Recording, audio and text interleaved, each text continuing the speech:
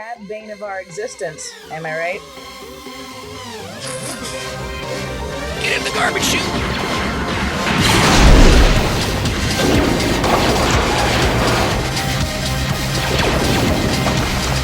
All right, welcome to Into the Garbage Chute. I am Tommy D, and this week we are talking about Bad Batch Episode 9.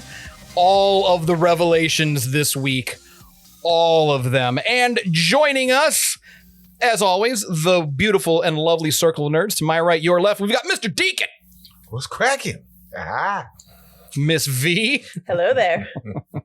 Jake Quellen. Hello. And from the Outer Rim territory of Boston, it's Daddy Louie. Hello, children. There you go. All right. Awesome. Welcome. All right. So this week we had some pretty big reveals. And, man, there was a lot that happened this episode. So, Louie, you want to go ahead and break it down and recap it for us, please, sir, if you would.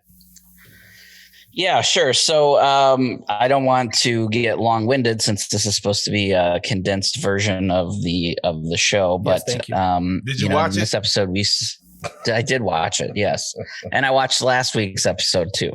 But I'll get the right recap this time, I promise. So in this episode, we saw inside of CAD Bane's ship. Omega trying to break free. She convinces Cad's droid to let her loose so that she could fix his leg. And there was a scramble. She escapes, and we are met face to face with Finnick again. And so Finnick and Cad Bane have this really episode long battle really between each other. And we find out two very important things, two questions that we've been asking, a lot since we've been doing these recaps. And those two questions are, who hired these bounty hunters and what is Omega's purpose? So I don't know if you guys want me to go ahead and spoil them in the recap, or do we want to talk about those two things since those are the big things?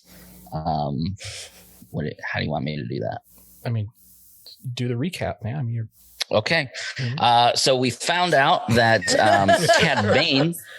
Cad Bane was hired by the Prime Minister of Camino, while Fennec was hired by our lady friend Kama Sutra. So the Kaminoans are doing two different things. The Prime Minister wants Omega for what Omega is and then wants her terminated, whereas Kama Sutra clearly is trying to protect her as a child, and as she has some kind of feelings towards Omega.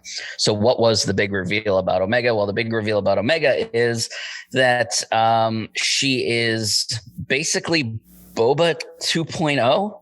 So we find out that Jango Fett had not one, but two exact clones made of himself without any of the genetic alterations.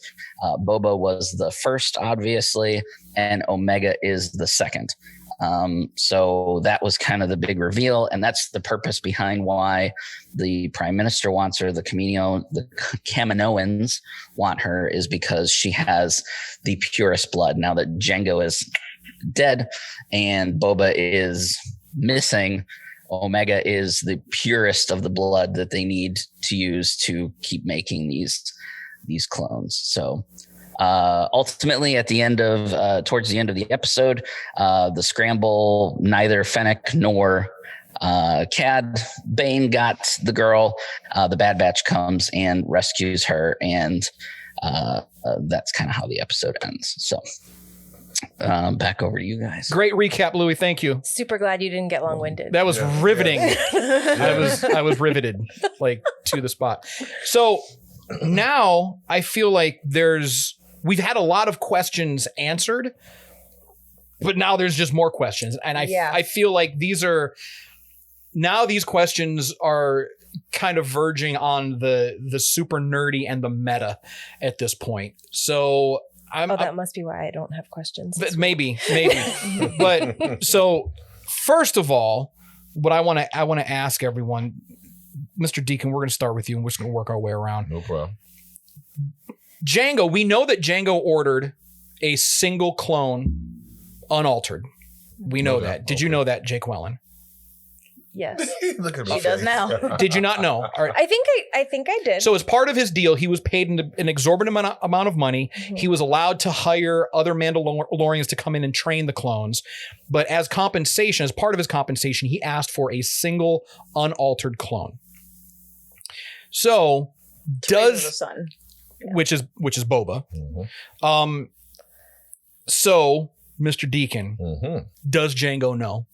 Do you think Django, well, he doesn't know anything now because he's decapitated, but spoiler, do you think that he knew? Do you think that he knew that he had a daughter? No, I don't think he did. No? No, I don't think he did. V. I don't think so at all. I think that if he knew, he would have came back and been like, ooh, this is my daughter now. I absolutely do not think that he knew. Jake Wellen? I just found out 5 seconds ago. Okay. Well, like, No, he didn't know. All right. So then who did this? Was this Kama Sutra doing that on her own? Was it the prime minister? I mean, who do we think made this freaky, sneaky Omega? So they made Alpha and Omega. Mhm. Alpha became Boba and Omega is Omega. yeah. Why? Was it just to have one? Did they, and they're not, I mean, they're twins, essentially. They're not necessarily clones. Otherwise it'd be two brothers, but they're twins. Or are they twins? That's another thing. My mind is going crazy. Are they the same age? Well, Or I did think Boba that- come first and then she came about using Boba's? if you think about like in the real life, when they do like in vitro fertilization, they kind of put together a little batch and they Mhm, go with the mhm. best one. It's foolish to think that they just made one Boba. Right. They would have, done a few tests in case something goes wrong. And they probably had those in storage. And they even describe her as a contingency plan. Mhm. I think at some point they realized, hey, I mean, they even mentioned in the movies or Clone Wars, one of the two, that they were running low on the genetic material. They would have realized at some point, like, well, we have these unused ones that we used to give him his son. What if we just took those, which are the only true clones of Jango Fett, Right. raise them up or them, her, whatever. Now they have a whole new blood supply because Jango's gone. He's Yeah. dead. Boba's not coming back. Boba's not coming back. Fuck that. So the only place that they can get genetic material from Is Omega. is Omega, who is a woman, which is interesting that she would basically become the mother Right. of the whole new set of clones. She is their backup contingency plan. I think that it was an accidental coincidence that they made her on purpose when they were trying to create Jango. Yeah. I'm sorry, trying to create Boba.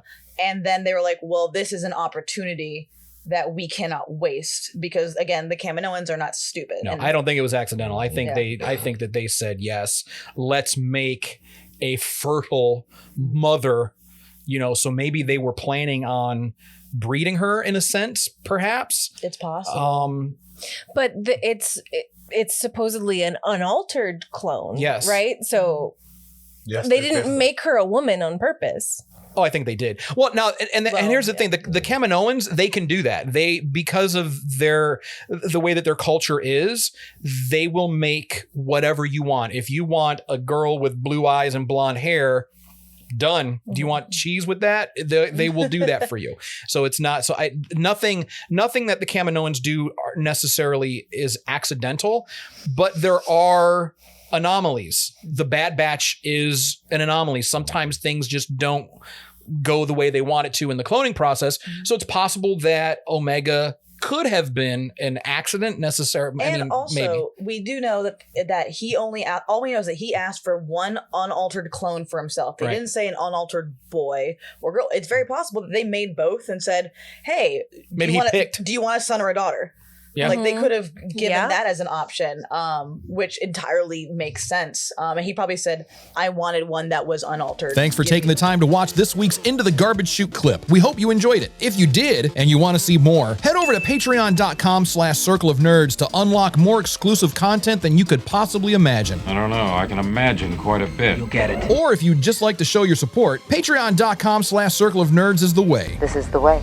This is the way. Your love and support keeps us ad-free, allows us to expand, and will help us finally fix that hyperdrive.